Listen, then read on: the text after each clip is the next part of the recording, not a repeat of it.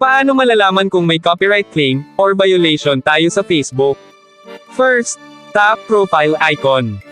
Hanapin at itap ang help and support. Then, itap ang support inbox.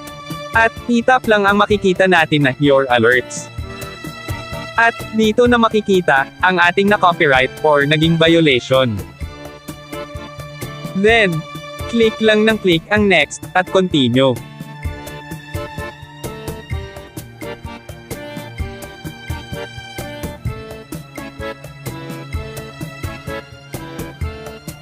At pagdating dito sa accept changes, i-check lang iyan. At ganun din i-check iyan na remove video. Now, mababasa na natin sa dashboard na the video will be removed from Facebook including anywhere it was shared.